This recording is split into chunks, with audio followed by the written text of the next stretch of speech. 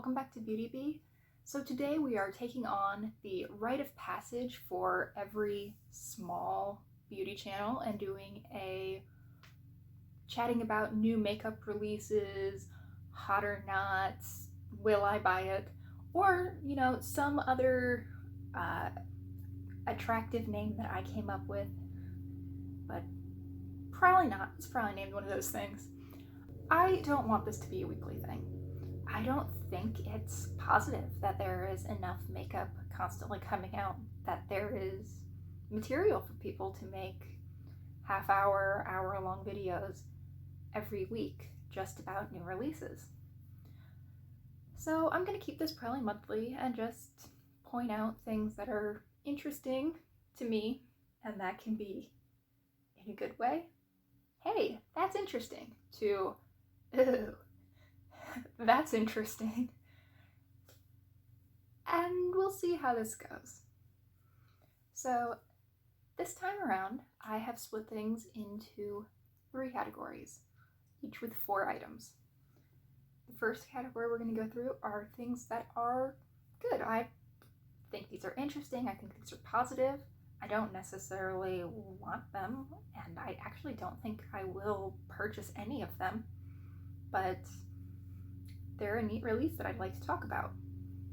My feelings on the second category range from I'm interested in this to I feel completely neutral about this. In fact, so neutral that I'm completely devoid of feelings regarding this. But there are a couple elements to these products that I think are worth talking about. And then third are just, I don't understand. I mean, you'll see it when we get there. So let's start on the positives and go through the 4 things that have come out in the last month. For reference, as I'm filming, it is July 20th, and what I thought looked cool. So the first is the Midas Cosmetics Dusk to Dawn collection. This is a series of 4 face palettes, each of which has a blush, a highlight, a bronzer, and a contour shade. I think they actually hit it out of the park with this one. They have a quite light one, they've got a medium one, and then 2 that I would qualify as being dark, though one is much deeper than the other. I actually think a wide range of skin tones could use this, and I love that we're making the shift from these big palettes that have like 16 shades, but no one can use more than 4, 5 of them, to these smaller, less expensive, more portable palettes that individuals can actually get good use out of. Another interesting release I saw were the Dose of Colors palettes.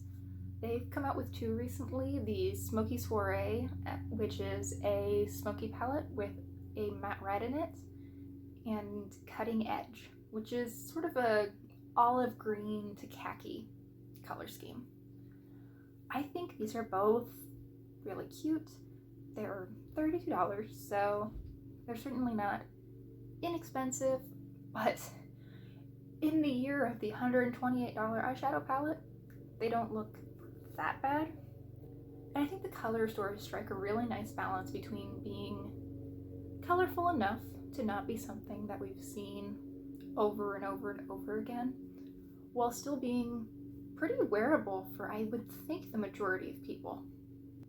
The third release is the Suva Beauty Hydra Liner in Doodle.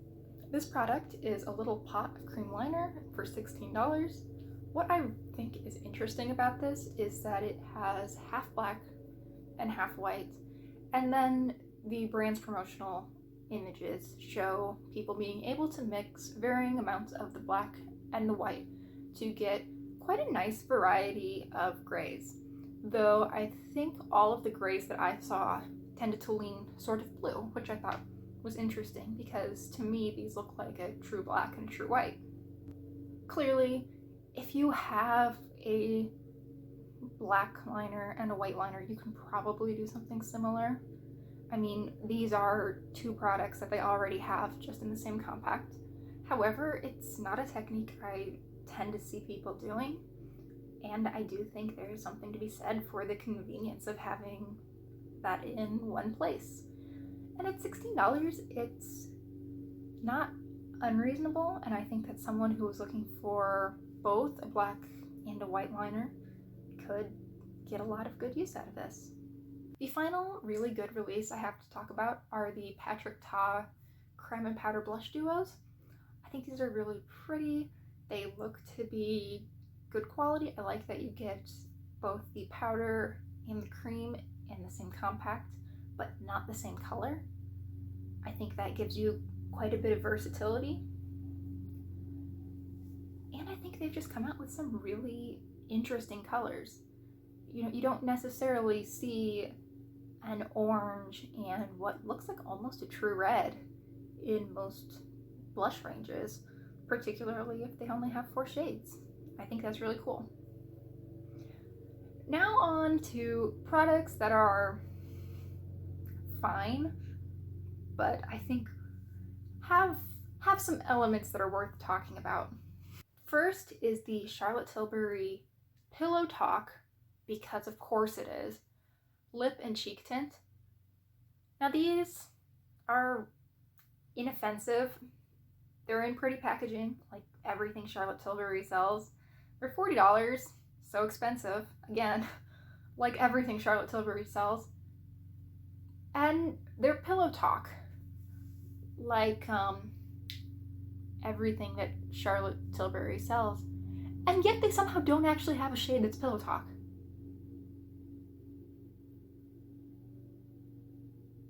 What are you doing? Why is this called Pillow Talk? Pillow Talk is a color, right? Pillow Talk is the shade. I don't understand. Fine, whatever. The next item we have is the Nabla Body Glow, which looks to be a body oil with quite a bit of sheen to it. They have this in 2 shades, a lighter shade and more of a bronzy shade. They say you can use either shade for any skin tone, but I'll believe it when I see it. I think I would look awful orange with anything bronzy on my shoulders, but that's okay. Not everything is for me, and I'm fine with that. But can we just talk about this promotional image? I am not sure that I have ever seen a product and had my first thought be, wow, that'd look really pretty in my bathroom. Not meaning the item, meaning the tile behind it, because that's gorgeous. I love that. Would redo my bathroom if I owned a house and had money. So that's a very large hypothetical. But the product is completely overshadowed in this image, and I think that's a pretty big fail on the marketing department side. Sort of the same thing with the e.l.f. bite-sized face duos. Have you ever seen a product look less appealing in a photo? Because this looks like dirt almost. The powder doesn't look interesting. How do you manage to make a highlighter not look pretty in a photo? I am very interested to see these in person and try to figure out if this is just a really bad image, which I kind of suspect, in which case, what are you doing, e.l.f.? Or if these are just ugly. Also, the shades just look really strange. All of the highlights seem to lean pretty brown, which isn't a bad thing for a highlight, but it's kind of weird that all of them seem to be pretty brown, with the exception of one very light, I'm guessing white peach, and one pink. I just don't understand this release, or at least their marketing materials that they've put out. Now let's jump from e.l.f. at one end of the spectrum to Gucci on the opposite side with the Poudre de Beauté Éclat Soleil. These are their bronzers, or I think as Gucci would like you to think of them, their sun glow beauty powders, which I think we can all agree is a much better term than bronzer. I think these are cute. I particularly like this very lightest shade, which is quite a pink leaning bronzer. I think that a color like that makes a lot of sense for someone of my skin tone. I have a very hard time with bronzer. They tend to look very brown in an unnatural sort of muddy way, or very orange on me. I think that this makes a lot of sense because I do tend to get fairly pink when I'm out in the sun. Not even necessarily as a true sunburn, but just I have a lot of pink tones in my skin, and I feel like when I tan, not that I ever tan very much, I mean, it's July, this is as dark as I get, it brings out those pink tones even more. I think that Gucci has come up with a pretty nice bronzer selection for lighter skin tones.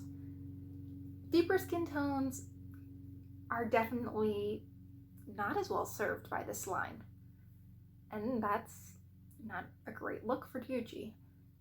Also, why is everything in Gucci's line in French? I understand that they're under LVMH, which is a French brand, but Gucci's Italian, right? That's not a meaningful point. I just wanted to ask in case anyone actually knew. All right, now for the things that I just have some major problems with or think don't make sense. The first product that I just don't understand is the Crayon Case Blush Binder. Now this is a binder, really, that has 3 trays, each with 6 blushes. Now, 18 blushes is a lot. And they aren't, particularly similar shades, which is good, but it also means that one particular individual would be very unlikely to be able to use all of them. I mean, I believe that Crayon Case is a Black-owned brand. Correct me if I'm wrong, but I'm 98% sure on that one. And it makes sense that they would skew deeper. However, I don't think there are too many people who would be able to use all of the shades in the palette.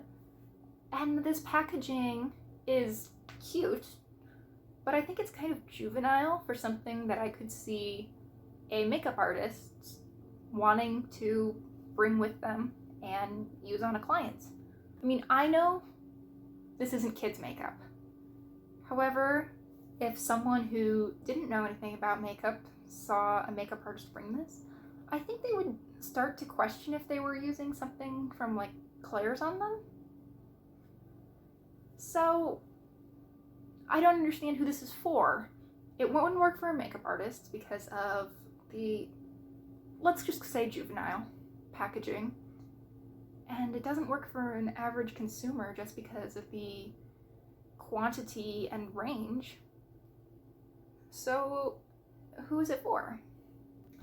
Next up is the Wet n Wild My Melody and Coromi collection. I don't know what this intellectual property is. I think it's an anime, maybe? I've never heard of it.